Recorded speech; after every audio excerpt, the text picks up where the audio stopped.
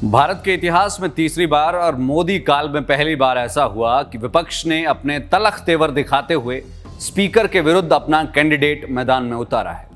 इससे पहले एक प्रथा सी रही है कि जो भी पक्ष में होता है उसे स्पीकर का पद दे दिया जाता है और जो विपक्ष में होता है उसे डेप्यूटी स्पीकर का पद मिल जाता है। लेकिन पिछली मर्तबा भाजपा ने इस पद को खाली रखा, तो ऐसे में विपक्ष इस बार इस बात पर अड़ गया है कि अगर भाजपा डेप्यूटी स्पीकर का पद विपक्ष को देती है तो स्पीकर का पद निर्विरोध एनडीए को दे दिया जाएगा।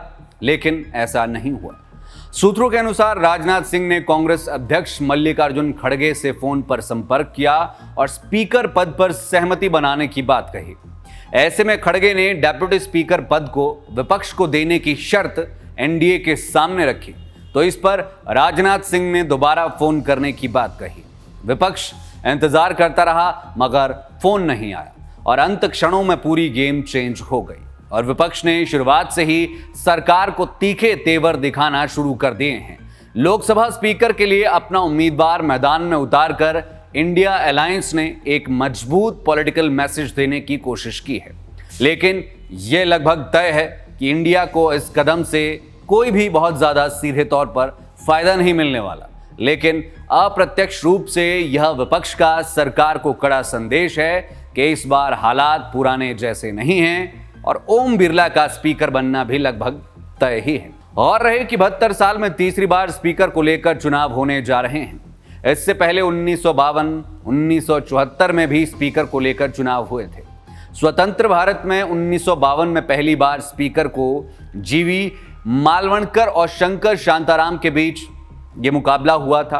उसके बाद 1976 में जब इमरजेंसी का समय था उस समय भी स्पीकर के चुनाव हुए थे।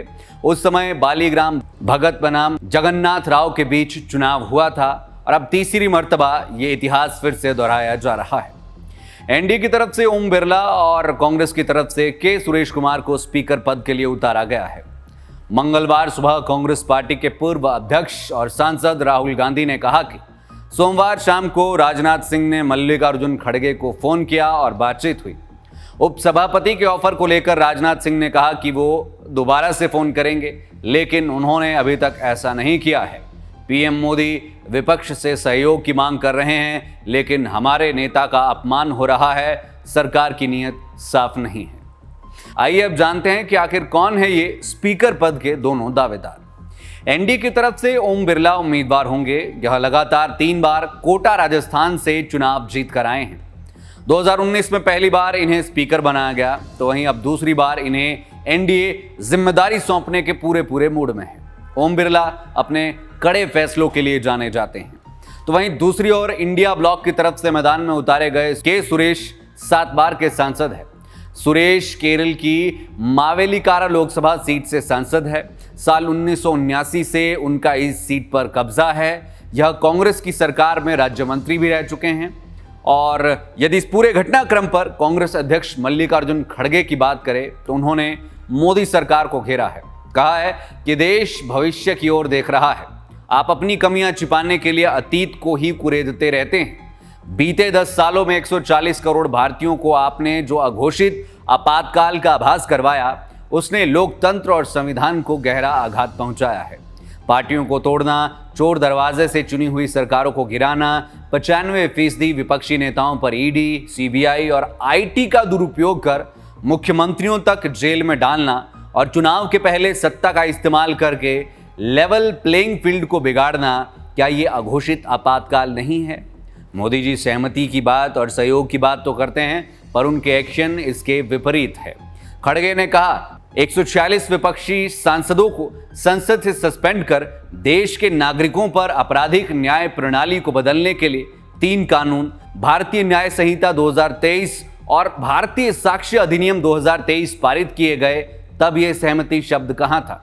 जब संसद के प्रांगण से छत्रपति शिवाजी महाराज जी और महात्मा गांधी जी और बाबा साहेब अंबेडकर जी जैसी महान विभूतियों की प्रतिमाओं को बिना विपक्ष पूछे एक कोने में स्थानांतरित कर दिया गया, तब ये सहमति शब्द कहां था? जब हमारे 15 करोड़ किसान परिवारों पर 3 काले कानून थोपे गए और उनको अपने ही देश में महीनों सड़कों पर बैठने पर विवश किया गया, उन पर अत्याचार किया गया, तब ये सहमति शब्द कहां था।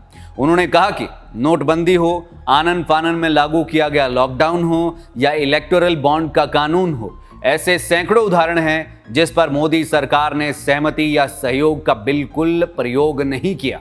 विपक्ष को क्या, अपने ही नेताओं को अंधेरे में रखा। लोकतंत्र और संविधान की दुर्दशा भाजपा ने की है। कांग्रेस ने हमेशा लोकतंत्र और संविधान का साथ दिया है और देते भी रहेंगे। अब इन दोनों में से कौन स्पीकर बनता है ये तो कल पता चल जाएगा जब चुनाव होगा और सिंपल मेजॉरिटी के साथ अब अगला स्पीकर चुना जाएगा, उसका उद्घोष किया जाएगा। यहां पर भाजपा और उसके घटक दल मजबूत दिखते नजर आ रहे हैं, तो वहीं इंडिया ने भी यह पॉलिटिकल छक्का लगाया है और पहले दिन से ही बता दिया है कि आने वाले सरकार के 5 साल आसान नहीं होंगे। आपका इस पूरे प्रकरण पर क्या कहना है कमेंट के माध्यम से बताएं और यदि आप हमें YouTube पर देख रहे हैं तो चैनल को सब्सक्राइब करना मत भूलिएगा।